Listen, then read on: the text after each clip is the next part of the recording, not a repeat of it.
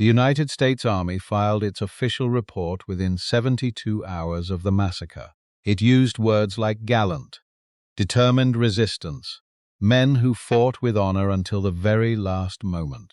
Every single word was a fabrication, not a misremembering, not a failure of communication across difficult terrain, a deliberate, structured lie, built sentence by sentence to protect the reputations of men who had either died through catastrophic arrogance or survived through something far less forgivable.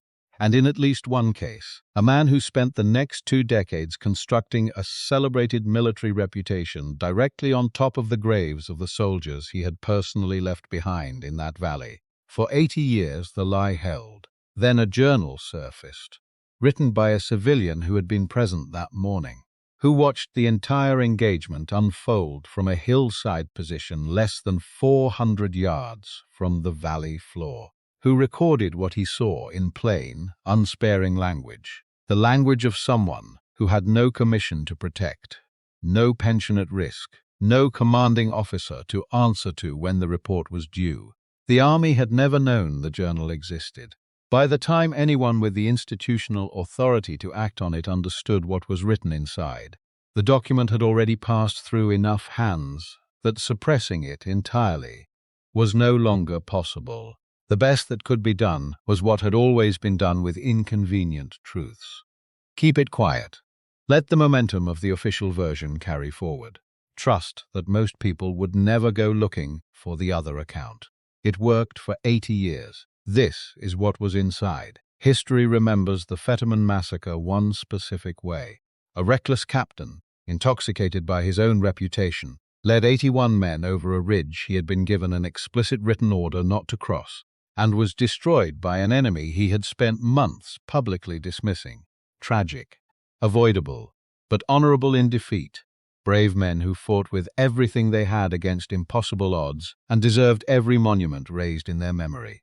That is the version on the plaques. Serious historians have spent decades quietly taking it apart. The core sequence is not disputed. December 21st, 1866. Fort Phil Kearny, Wyoming Territory. Captain William Judd Fetterman, over the direct objection of his commanding officer, led a relief column out in response to an attack on a wood-cutting party. He was given one clear order before he departed: do not pursue beyond Lodge Trail Ridge. Within the hour he had crossed it. Every man in that column was dead before the afternoon was over. 81 soldiers, not one survivor among the troops who made it over that ridge. The engagement lasted approximately 40 minutes from first contact to the last shot. What historians argue about is what actually happened inside those 40 minutes. Whether the column maintained anything resembling the disciplined defensive posture described in the Army's paperwork, whether the officers commanded with the steadiness the published histories attributed to them, whether the conduct of certain individuals bore any relationship to the accounts those same individuals later filed under their own names. For 80 years, there was only one detailed primary source available to answer those questions: the military's own account, written by men with everything to lose if the truth came out. To understand why the journal changes things, you first have to understand the trap. Because the trap is where the historical debate begins. Not with tactics, but with psychology. The accepted version of how the column was lured over the ridge has not changed substantially in a century and a half. A carefully selected group of warriors rode close enough to the fort's position to provoke pursuit, then held a precise distance. Close enough that the soldiers believed they were gaining, far enough that they never would. The warriors slowed when the column slowed. They wheeled and circled when it advanced. They were performing a rehearsed role, and the man leading it was 23 years old and would spend the next decade becoming one of the most studied military minds in the history of the American plains. Fetterman took the bait without hesitation. The dominant historical interpretation treats this as a catastrophic failure of tactical perception. A man so contemptuous of his enemy that he misread a sophisticated operation as a disorganized retreat. His contempt was not private. His famous line had been circulating at Fort Phil Kearny for weeks. "Give me 80 men, and I can ride through the whole Sioux nation." Officers who heard him say it said nothing back, because there was nothing useful to say to a man who had already decided what he knew. Colonel Henry Carrington had spent months trying to channel Fetterman's aggression through explicit written instruction. The order not to cross Lodge Trail Ridge was not a suggestion. It was a command from a superior officer issued with the specific intent of preventing exactly the situation that unfolded. Fetterman crossed it anyway. But there is a second interpretation, less flattering and more disturbing, that a smaller number of historians have put forward with serious supporting argument, that the insubordination was not impulsive. That crossing that ridge was a calculated decision made by a man who believed the only way to force his commanding officer toward a more aggressive posture was to create an engagement too large to explain away, that he was willing to gamble 81 lives to win an argument about strategy. If that reading is correct, the moral weight of everything that followed shifts in a way the official record was never designed to accommodate. The journal does not settle the question of intent. What it does is record, in specific and unsparing language, what happened once the column came down the far side of that ridge and the valley spread out around them. The silence came first. That detail appears across nearly every account that has surfaced from those 40 minutes. One moment the valley held the ordinary sounds of horses and men moving across frozen ground. Then nothing. A stillness that witnesses consistently described, not as calm but as wrong. The specific absence of sound that registers below conscious thought before the mind has caught up with what it means. Then the ridgelines on both sides of the valley opened at the same moment. The Army's official report describes what followed as a fierce and disciplined engagement. Soldiers holding formation, officers exercising command with composure, men fighting in coordinated defensive positions until the weight of numbers made further resistance impossible. The journal describes something that shares almost no features with that account. The fragmentation of the column did not develop gradually. It happened within the first 60 seconds.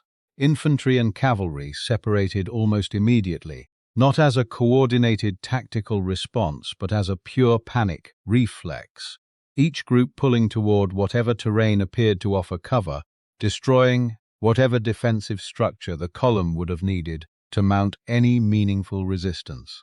Horses that had been steady all morning came apart under the shock of the initial volley. At least 3 cavalrymen were thrown before they had processed what was happening around them, and 2 were overtaken before they managed to stand. The writer records this without editorializing. He is writing down what he can see from his position on the hillside, in sequence, with the precision of a man who understands that what he is watching will matter to someone at some point in the future. And then he writes about the officers. This is the passage that ended careers. This is what explains why the name on the journal's cover was scratched out before the trunk was locked.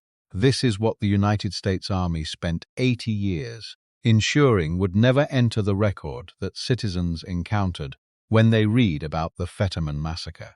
2 mounted figures in officers' dress separated from the column's eastern flank in the early minutes of the engagement. The writer does not name them directly, but he describes their actions without ambiguity. They did not move toward high ground to organize a defensive position. They did not attempt to consolidate the fragmenting men around them. They did not do anything that could be characterized under any honest reading as officers exercising command in a crisis. They rode hard in the direction of the fort. They left their men in the valley, and they rode away. The official Army report would later account for both of these officers with considerable care. It placed them at the center of the fighting. It described their conduct using the language of gallantry that the report applied to the engagement as a whole. One of these officers did not die in that valley. He survived. He returned to the fort. He sat down and wrote an account of his own conduct, that bore no detectable relationship to what the civilian journal recorded from 400 yards away. He described himself as present and engaged throughout. He described a resistance the official version needed him to have been part of. He gave formal testimony. He appeared in published histories. He built a life and a name on that account. The journal sat in a locked trunk. The third and most contested point of contradiction between the journal and the official record concerns Fetterman's death. He and Captain Frederick Brown were found together near the western end of the battlefield.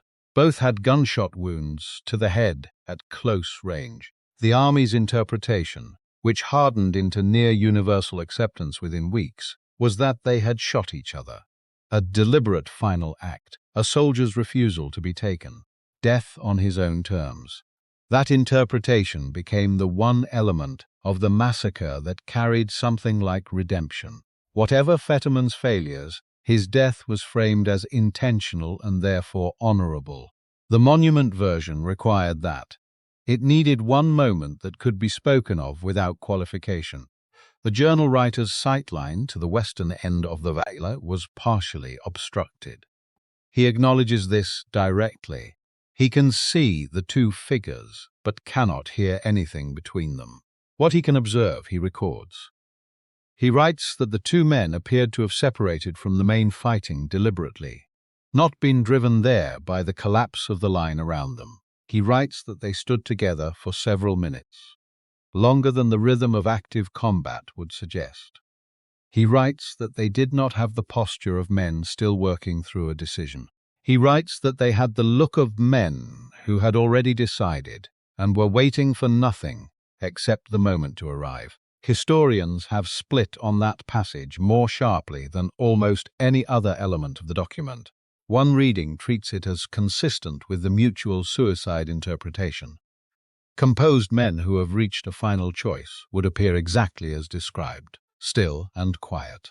The second reading is harder to hold, that what the civilian observed was not defiance but the particular stillness of a man stepping deliberately out of a catastrophe he had built, leaving the moral accounting to whoever came after. The evidence cannot choose between those two readings. The journal cannot resolve it. What it refuses to do is allow the honorable interpretation to stand without being challenged. And that refusal alone explains why certain people spent considerable effort making sure this document stayed where it was. The suppression was not organized in any dramatic sense. No order was issued from above. No papers were destroyed on official instruction. No meeting was held to determine what the public was permitted to know. What there was instead was pressure. Consistent, socially precise, and entirely effective pressure applied over years to the small number of people who encountered the journal and might have acted on it. Not threats, not legal coercion. Simply the clear communication that pursuing this document would mean publicly challenging the sworn testimony of a decorated surviving officer. It would mean disturbing the grief work of widows who had spent years, in complete good faith, building memorials to the men they had loved and lost. It would produce, in the judgment of military and social circles, no constructive outcome for anyone. The two amateur historians who handled the journal understood exactly what they were being told. Both of them walked away. The surviving officer had by then built a reputation with real social weight behind it. The widows had constructed a grief narrative, without any deception on their part, that required the official account to be substantially true. The institutional momentum behind the monument version was simply too large and too deeply embedded for two men without standing to move against. So they didn't try. What is most difficult about this history, examined without the comfort of distance, is not the cowardice in the valley itself. Men break under sudden and overwhelming fire. It has happened in every war in recorded history. It is not admirable, but it is a human response to an inhuman situation, and it is comprehensible in a way that the events afterward are not. What is harder to absorb is the architecture of language constructed over it in the days and decades that followed. The deliberate word choices in official documents written by men who knew precisely what they were describing and precisely how they were choosing to frame it. The regimental histories that absorbed those documents as reliable sources and passed them forward. The culture that made questioning the record feel, to anyone who tried, less like a service to truth and more like an attack on the dead. The men who were killed in that valley deserved an honest accounting of why they were there and what happened to them when the valley went quiet. They received monuments instead. When historians examine the Fetterman Massacre today with all available materials, the military record, the civilian journal, the Lakota accounts that have only been seriously integrated into mainstream scholarship in recent decades, the picture that emerges is substantially darker than the official version and more complicated than any clean story about one man's arrogance meeting its end. A column that came apart within the first minute in ways no official document has ever acknowledged. Officers whose conduct in the field bore no resemblance to the accounts they subsequently filed. A commander whose final minutes have been interpreted for a century and a half in the most honorable terms the evidence could be made to support, when the only independent witness to those minutes wrote something that resists that interpretation at every point. And over all of it, a system that required no conspiracies to protect itself. It required only enough people to understand, quietly and collectively, that certain questions created more damage than they resolved, and that the men asking them could be made to feel that weight without anyone saying it directly. That system held for 80 years. The question worth sitting with is not whether it held. The question is how many other accounts are still waiting. How many other valleys produced witnesses who wrote down exactly what they saw, and whose records ended up in trunks, in attics, in archives no one has yet found reason to open. History is not written only by the victors. It is written by the ones who control the language of honor and cowardice, who file their reports before anyone with a different account can reach the same desk, and who understand that most people will accept the version on the plaque because the version on the plaque is easier to carry. The truth does not require an institution behind it. It only requires one person who was present, with the clarity to write down what they actually saw, and one person willing to read it 80 years later. Which version of this do you find most credible? The official military record, the civilian journal, or something in the difficult space between them?